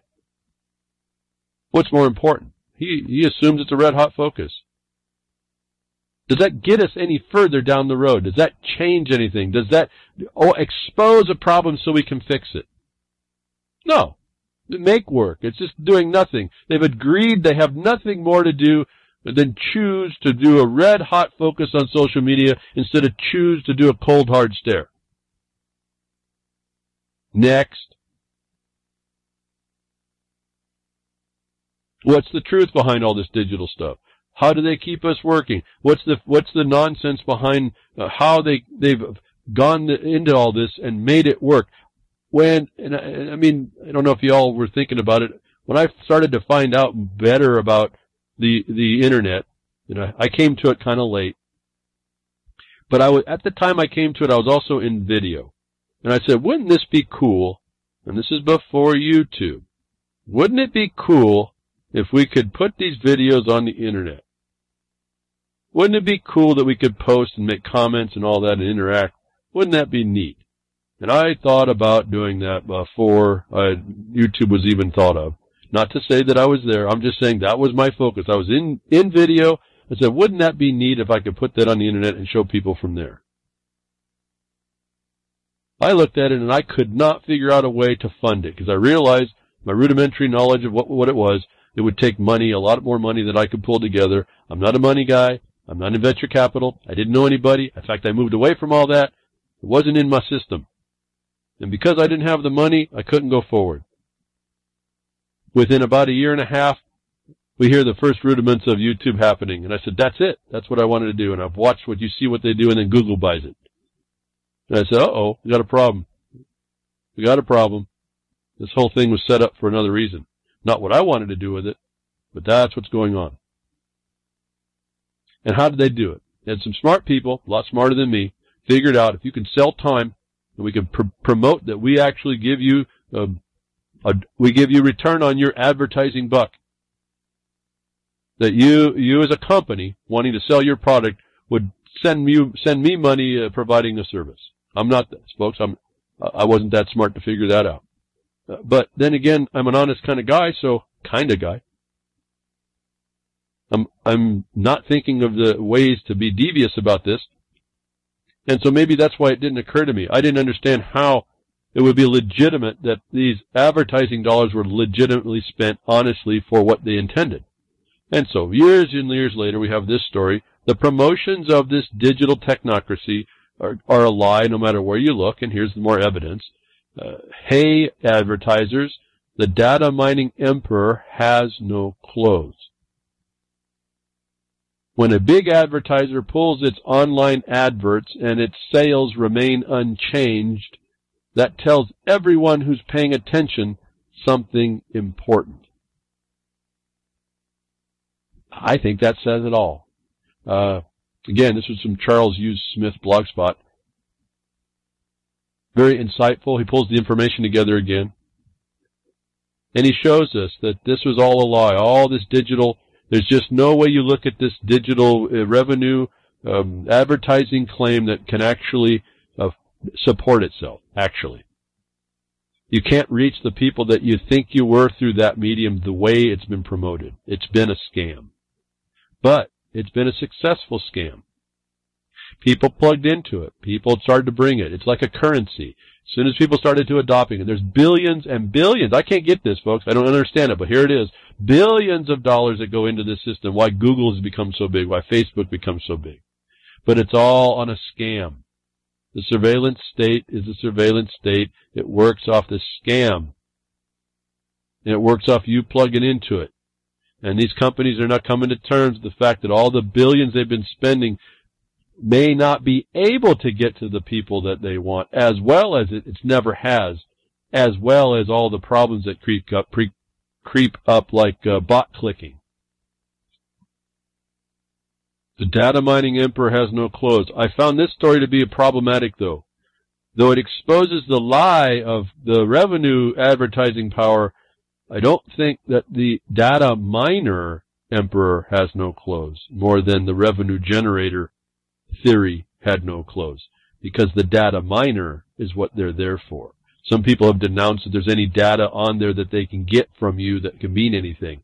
I've seen enough to know that's contrary to when you find out the government might be after it, or people may have sinister plan for you, or they want to control your mind, like we find out happens in the voting. This becomes a more sinister application that I don't think we can disregard. And if we plug into that, we allow confidence in that, we are breaching our own trust in ourselves, in our own responsibility. So this says that this revenue enhancement, data mining, revenue enhancement for the corporations is all, the digital internet providers is really all based in scams and models that were promoted like any other snake oil. And my interest to you in this is look at the money they did generate on selling that much snake oil and continuing so. And then we see the fallout over, well, now when those advertisers make a claim that they can't now advertise because of something you said and you posted your videos, that all of a sudden the purge starts to happen. They're trying to cover the scam. They're trying to keep their numbers viable so that people will be sold these supposedly really intelligent corporate CEOs handing their delegation of authority to spend money for promoting their products to other people, that they can cover their tail for the fact that they've actually been spending billions of dollars and wasting it, handing it to these companies that were taking advantage. These companies that are selling you a product are just as susceptible to the snake oil salesmen of the days of yore. Pretty fascinating how this revolution comes back around. So in this story I found a little bit of a problem. I don't think the data mining emperor wears no clothes. I think the revenue power, advertising money value wears no clothes. And you can go read, read this information. Think about what people say. That people have pretty interesting insights, things I won't normally think about myself because I'm focused on what I do. That I can read in a quality set of information and pull out certain ideas. Here it doesn't mean I agree completely, but I'm able to make that determination. And part of it because that digital provider didn't censor that information for me. I'm allowed to make that decision up for myself. So all these companies also, besides the surveillance state, that are purging people, I find that interesting on the surveillance side because now you're not going to surveil them. Those people are gone. But who are you focusing on? And what is their power? And don't ever forget it's always a scam. And so everything offered digitally can be this scam. And I'm back to Bitcoin. I'm back to cryptocurrencies. It's scam as a plan. No different than Google's scam was a plan to make money. The government's scam is totally different. And the earmarks of literally global governance and this scam deception his fingerprints are all over it. Speaking about fingerprints, we go into, how about your face print, folks? In this digital surveillance state of control that you keep plugging yourself into. I understand there's a $1,000 iPhone X that just hit the market. Now, I couldn't afford a $10 iPhone X, but it doesn't matter. I probably wouldn't buy it anyway. Siri. Can Siri help me here? Apple's new Face ID could be a powerful mass supply spying tool.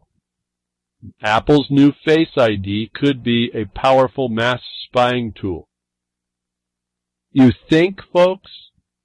Do you think? Do I actually have to read more? Oh, we talked about Google and Facebook. Don't forget Apple. I still think they're one of the richest, if you will, we can call it richest corporations in the world. And they've just upped the price of their phone with all this new surveillance technology to $1,000, and you'll pay for it. But we hardly have two nickels to rub together behind the woodshed, so I don't know how I'm going to be. I'm going to be one of those cashless people in Bangladesh when the cashless society hits, if it's not already starting. You're going to find me out in the garbage dumps, picking up what food I can fight from the dogs, what things I can fix to sit on, tin cans I can cut and open up for my roof shingles. Yeah, but you go buy that $1,000 phone and then wonder, will the Face ID within it be a mass spying tool? You think, folks? You think they just give this stuff to you? Oh, I don't have one of those phones. Well, you're not safe. It doesn't matter. This is the future of how this works. You don't denounce it. Your simple answer to Apple is let them make up all those phones and then don't go buy them. Just stop the nonsense. Put your $1,000 in somebody local. Go buy a bunch of string and find tin cans. Don't cut those tin cans open for roof shingles. Use them whole and stick a piece of the newfound string you found, and then communicate that way maybe for a while. Stop plugging in. Stop taking the advice of all these federal agencies and their criminal and arsonist fire policies, the companies that scam other companies for the dollars, that scam you for the information that may not mean anything to anybody anyway, and then the government that sits behind there that allows it all, that might actually be using it for future use. Where this digital the information can go wherever. How do we know where it's going? Who's using it? The companies that were protecting you in your so-called credit scores last week, we hear, are actually using the theft of your information to exploit from you, the customer that you didn't know you were. When does this nonsense make sense enough that you continue to accept it? I don't know. Where does this information go? Well, I don't know. It's all dealt with in the IT side, isn't it? All the internet technicians, the people that run the servers and the server farms and all this other stuff. Who is under threat? Who is compromised? Who are these people coming out to tell us stuff? Why did they come out and tell us this stuff? It may sound like it's exposing stuff, but did they do it because it's a plan, or did they do it because they're forced to because there's a secondary plan afoot? I don't know. Are they hiding crimes? We're talking about this thing. How do you know now? You see that everyone's vulnerable. The government people, the politicians are vulnerable. Who's compromised to what and for what and by whom? I just remember it was a response on Twitter. Something came through. I think Gary L. sent me something, or sent out something, and I happened to see it. That everyone seems to be compromised. But how? By whom? For what purpose? We cannot tell. And yet we allow the condition to be honest. We allow that system to allow us to be plugged into it. Oh, we can deny it's there, but it still has power to hurt us, and we don't take steps anywhere else to curtail it, is our other problem.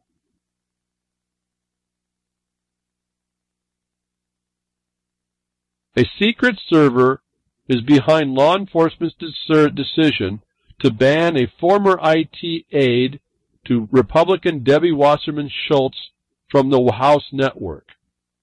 Now indicted former congressional IT aide Imran Awan allegedly routed data from numerous House Democrats to a secret server. Police grew suspicious and requested a copy of the server early this year, but they were provided with an elaborate falsified image designed to hide the massive violations. The falsified image is what ultimately triggered their ban from House Network February 2nd, according to the senior House official with direct knowledge of the investigation. This story not only exposing a really nasty underbelly to this whole Democratic, Russian done it, election tampering, Democratic Party inside job, torpedoing Sanders nonsense, was all driven by an IT guy who was siphoning off information with the name, and if I don't sound so racist here, Imran Awan. I think he's from Pakistan. If I'm wrong, fix that. He's not from here. And he is one of the people that are involved with all this. It sounds like the self-inflicted wound again. We're supposed to be at war with terrorists. We're told it's a war of terror, a war on terror, and I tell you it's a war on terror. This is it. This is explaining that these people are inside the system, siphoning data off. Let's just add this. How do you know that the IT guys from whatever company are not siphoning data off to anywhere else is another hidden problem? To me, it's not even about this story. It just shows how the caucusocracy continues to be what it is. Secret servers. There's supposed to be a bunch of checks on all this. Isn't there any control beyond that? Isn't there supposed to be another officer looking over this shoulder? Isn't there the inspector generals that periodically peek in just to verify compliance with federal law? Well, apparently not, folks, until the cops are on the hunt. after the fact. And this is another truth. They're not there to help you. They're there to take the history lesson. So let me remind you, remember the power outage caused by the Easy Pay that was supposed to check that they couldn't get at, they couldn't cut the power, and the power cut couldn't get them to put their Easy Pay back up to keep the power going. You're looking at that problem right here.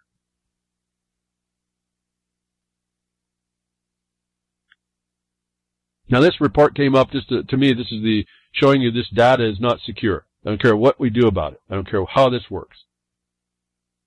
You can keep plugging yourself into Bitcoin thinking how anonymous it is and how it's decentralized. This is all nonsense stuff eventually. It all has to go through servers somewhere. Oh, but it'll be encrypted. It doesn't matter. In fact, I'm finding out that if they can just find the router trafficking, they don't care actually what's going on. They fabricate what they need from what they call that metadata, and there's probably other stuff that I'm not even paying attention to. And thanks to a listener on something on this story I don't even hardly report on at all, but because of the data problem for us and showing us there are secret servers. If you're thinking the world is all peachy keen and everything's cool, you got nothing to hide. You're talking about insane people that make stuff up and have a very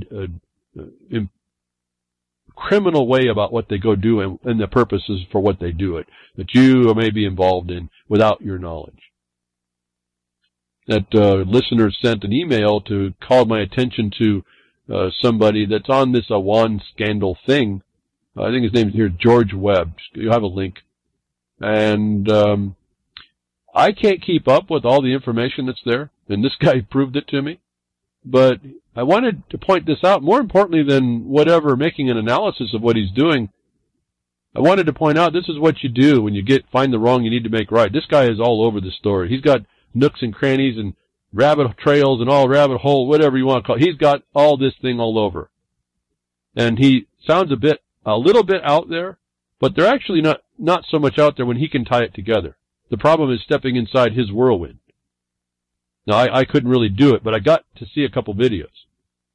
And he's got it together for himself. Whether it's not actually accurate, that has to be what you find important and go track down with him. And do for yourself if this is important. My point about George and being focused on him, and thank you to the listener that pointed me to him, this is a guy doing something. Right, wrong, or indifferent. He's on this like white on rice. How racist that now is. He's all over this thing. My observation about what he's doing, he's also in the courts. And he's doing some interesting things. My only observation is some words that he said. I'm not so sure they understand the demand upon what they think they're doing, that they needed a different style of approach, a different type of information to perfect the ability to do the remedy. And this is what I'm talking about earlier when I said, you know the Constitution and you know about, let's say the ex post facto law, the bill against a bill of attainder, no impairment of contracts, but how do you effectuate that in the system? It's there. It's there to do, but do you know what that takes? And this is really the only thing I don't know, whether George and the guys that are helping him or the women that are helping him have that. I heard some things that weren't spoken to that would be needed to be known for all the stuff this guy says to effectuate what he is doing as a force and effect, or identify that he can't go in that way to effectuate what he knows. I heard enough to show that he said that if he put that in order in the proper way, he did have an avenue.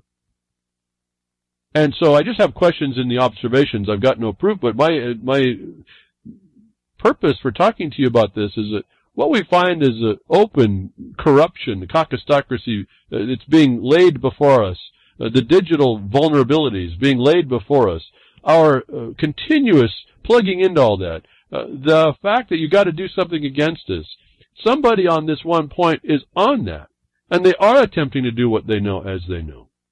But if they don't do it right, you're seeing the evidence that they won't get what they thought they could get. And they'll get the wrong answer for the right answer for the wrong question. Not a criticism of this gentleman. It's just that if he wants to go where he wants to go, like you may want to go somewhere, you're going to have to understand what it takes to get there. You have to know that that journey before you go. It's got to know the destination before you get there. And my hat's off to the guy, however he's perceived. I would hope that he has a better knowledge. They can file the paperwork, but I'm just wondering if he understands how the mechanism is. And in one case, let me just offer so that it's an idea of what maybe to see. They're attempting to enter into what appeared to me to be a criminal case as an intervener. Very interesting idea. But without the standing, and apparently his statement that he was a witness, the public that wants to make sure that justice will occur. And that's why he has the right to intervene with what he has found is being not presented by the government. Very interesting theory to enter in. What he didn't do was support that point that he had the right to be there. And in most criminal cases, without the very particular statements and facts stated about your right to be there, you will be dismissed. And so his trail will go cold quickly, though he will continually put in reconsiderations or appeals and all this. It's a waste of time at that point if he hasn't done those very couple of things. And that what they've chosen is a very difficult thing. So I don't judge them and say, no, that, oh, you're nuts. No, there's a very exacting way that you have to go about that if you can. But he has another option that he doesn't mention that would give him the standing. He speaks to it, though I haven't heard all the elements for it. I don't have the facts. If he has the elements, he can make the development that would make him more able to have standing to intervene on that case. And it works through, and I won't make a comment to it because I don't want to say much, that you'd have to find this on your own. It works through the collusion he knows is going on. I heard enough to hear a number of elements that would bring up another right of his to go in and have standing underneath a provision of law that Congress has provided for him, and all of you all, when you find this unlawful collusion being done. And so I wanted to make this comment that we have things we can be doing. There's ways to work it out. There's ways to make better approaches and get the remedies we want done. Our knowledge of the thing, his knowledge of all the corruption that it sounds like he's finding is not enough. It's how he works the remedies through what he knows. He uses those things he knows to empower his right to be there. He still has to figure out how he has the right to be there on his own for his cause. And I would add, for those similarly situated, since we're now talking really more into the writ system, although his cause is not a writ system-based system, so don't get focused on that. It works in the collusion he can find, the criminal collusion. The collusion is not a crime, so it's not a problem. But criminal collusion would be. So again, hats off to George Webb, what he's doing. Don't know. I hear some things. I hope he gets empowered about those. But this is the point about you seeing something that you want wrong, you want to make right. To me, this is George or whatever he's doing is not crickets here. It's an example to you. Figure out how he's working it. You get as passionate as he is and knowledgeable about the subject matter, and get people around you. I hear he's got some people. I don't know who they are. I just hear what he speaks and refers to other people. There's people he's working in alliance with. This is what I've been asking about, and again, thank the emailer to call my attention to this. I can't drop myself into the middle of it. It will do me no good to do so anyway, to understand more. But I think I understand enough, and I would give my support to his effort until I'm shown that there's the guy is completely insane. And I don't think he is, to tell you the truth, after I see this other nonsense that's built up around all these things that he can point out to you. The point is, he's an example.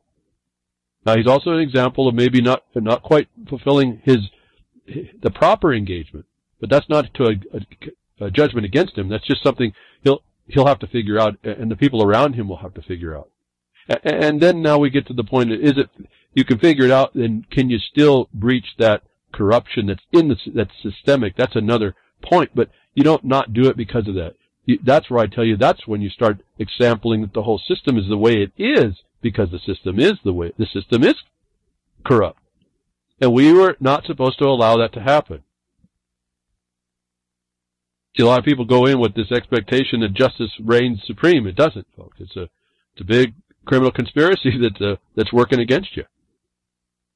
And there's certain things you can do to work your way through it, kind of like a filtering medium. This whole thing is a depressuring system to keep the lid on the pressure of the people being disgruntled, but it also has ways that you filter through yourself through that membrane in order to reach the other side to expose that you had to go through the membrane at all. That's on a bigger level. That's on the national level or the governmental level. As I think about it, what I was talking about earlier in the broadcast, that's on the local level that those governments you are part and parcel to doing the thing that needs to be done. That's action on the ground. And we're talking about using, what did I say, folks? Police power. What was the main word there? Not police. It's the word power. Power is where you work from. Without power in these things of law, you have nothing. Find the power and possess it. Is how you work that. And it's why I went directly to, as we acknowledge the United States of America and its uniqueness, the government does have this thing that sounds like it's an awesome weapon. It certainly is. But it's also a limited weapon. It's not used, it's been abused. But this police power is the thing that the governments have, that allow the government to handle what they call demonstrable exigence. Something very particular that does a general harm, that is typically short-lived, that needs the power of the state to come to bear on it. Not what they do. Oh, we're making zoning rules because your activity becomes a threat to us. That's not how that works. But I used a power in order to show something that cannot be assailed by anyone. And that's where you start learning to put yourself. Find the power point. And I'm not talking about a Microsoft presentation.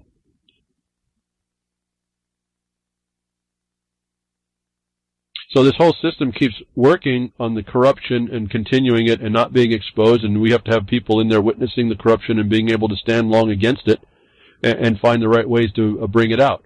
One thing that George Webb is doing on this problem, he's certainly making a record for all y'all to see.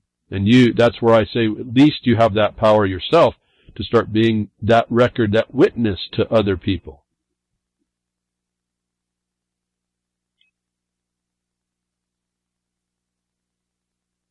But all of this is a war against us.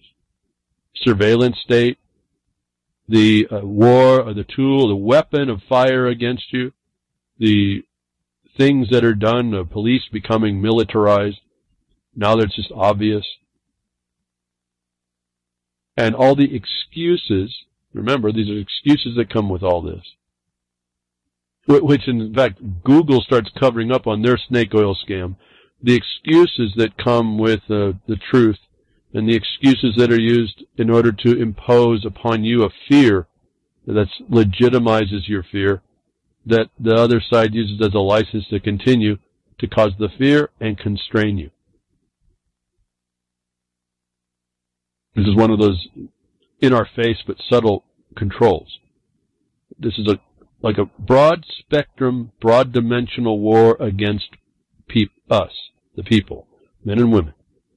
And we're responsible to stop it. But we're going to continue to be the human guinea pig or farm animal to be managed as long as we continue to respond that way.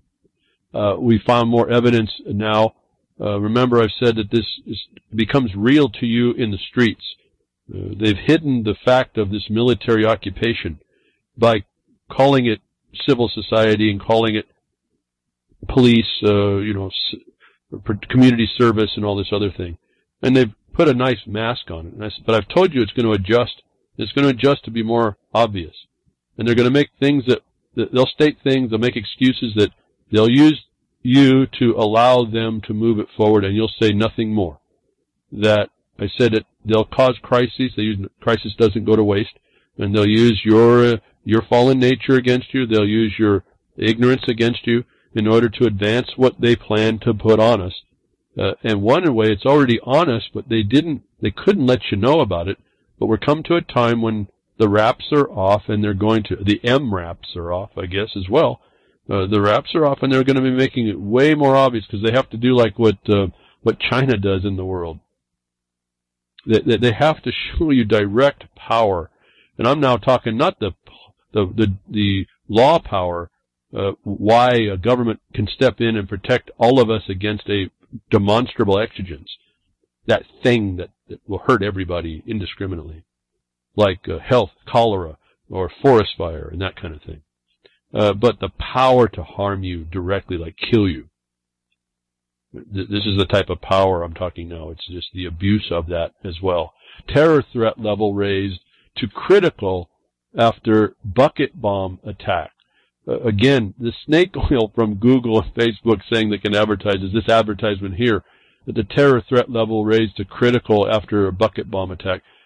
This is going to, in London streets, this is going to now be used to introduce this Operation Temperer. Where they get these words, folks, I don't know. And we will see their soldiers replacing police at key sites, including nuclear power plants, to free up extra armed officers for regular patrols. So here we have a snake oil.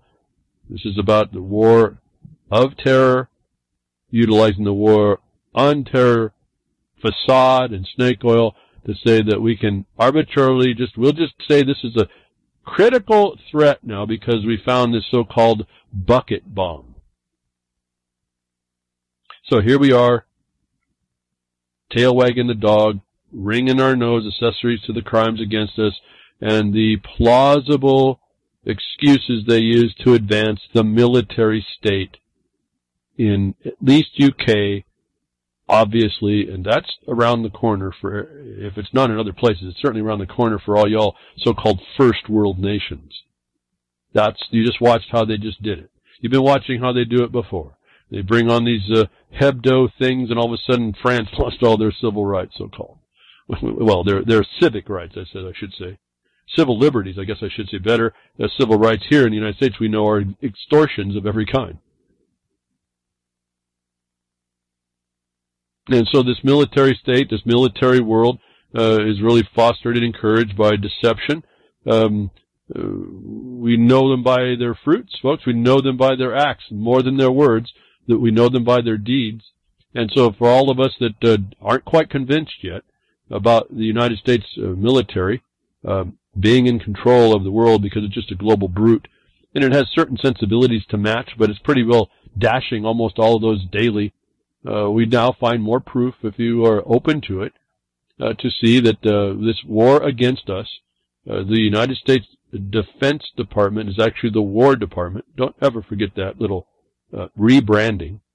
That the bombshell, so-called bombshell report, clickbait right there, folks, gets you to click, click, click. But bombshell report catches Pentagon falsifying paperwork for weapons transfer to Syrian rebels. Falsifying paperwork. Evidence. The trail of evidence is in paperwork. That's important to see there. But this is the point, is that the Pentagon now is involved. This is just not some idea. It's not just the CIA.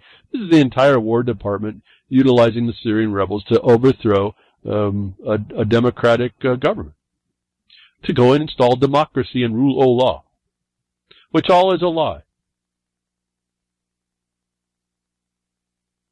All a lie.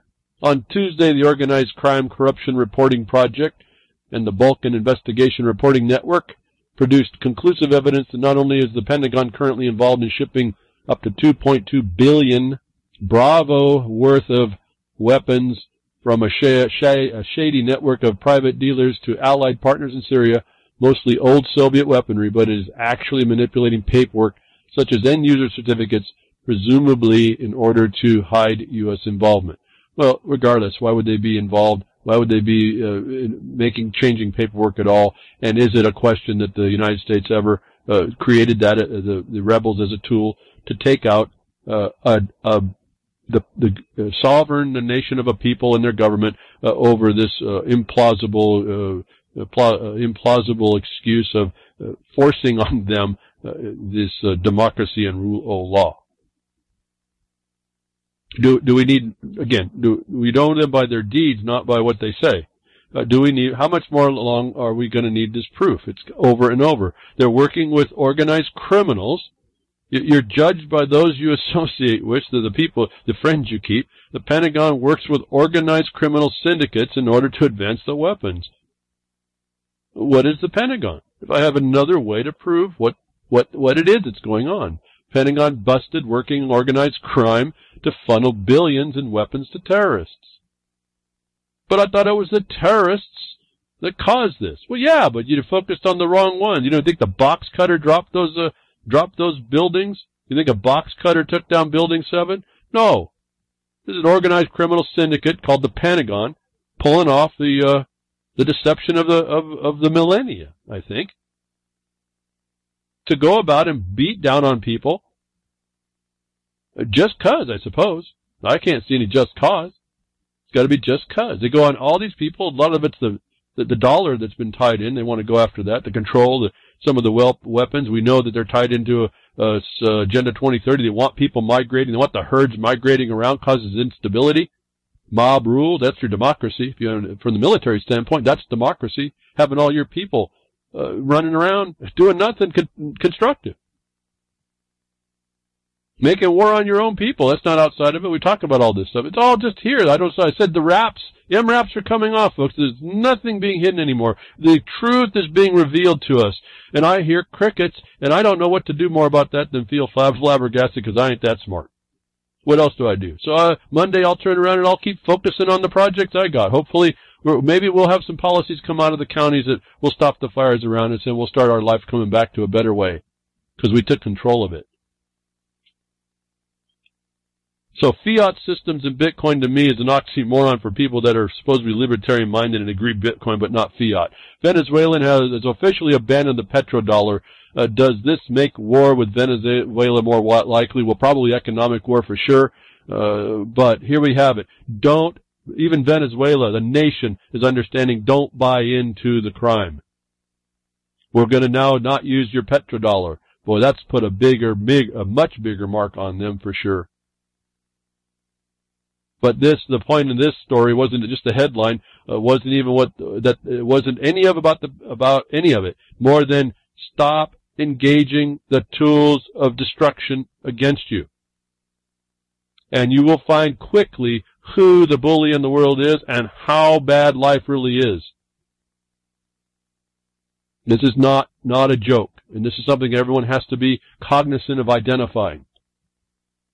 Oh yeah, Kim Jong-un, he's got his little basket of missiles he's firing off, and the United States, Uncle Sam, has got a pile of missiles, and Uncle Sam's looking on the pile of his missiles, a little picture I saw pointing down to Kim Jong-un's little basket of missiles, one little basket of missiles, one holding it crunched into the ground, and he's saying, how dare you have missiles? Is the lunacy we're living in and through and in our name. That I would hope any of you would find some place to find the wrong in all this to make right. I hope today I've said something to you to inspire that. Go look for it, find it, do the proper way. Don't put yourself in jeopardy, but still make it work. Grimner, thank you very much today for all your help. RealLibertyMedia.com and the archives and the Blogcaster and all that stuff and all the stuff you do in the chat and over there, Freedom's Network as well. And Bo Diddy, I hope you're all right. I haven't heard too much from you in the last few months. Maybe support Freedom's Network as well. It's always constant support here, folks, even though I don't ask for it behind the Woodshed. And Jules over at UCY and Clint starting up his new broadcast right after this one. You won't know about that on Thursday or in any recast, but those of you live today on the broadcast know right after my broadcast. Hopefully we can get that, have him move right before me so we have live all the way through on Sunday on UCY. It would be kind of cool. As I am syndicated there, thank you, Jules, for that. I'll be here next week, Tech Diffs and Nature Willing.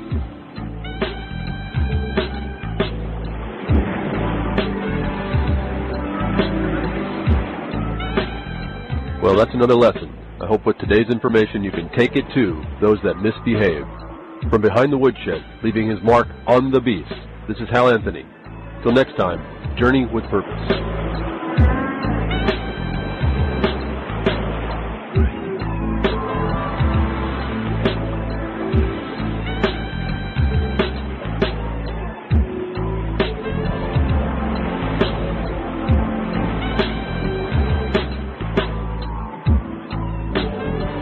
That's what opening up a can of whoop-ass feels like. Son, you just opened a whole case of whoop-ass.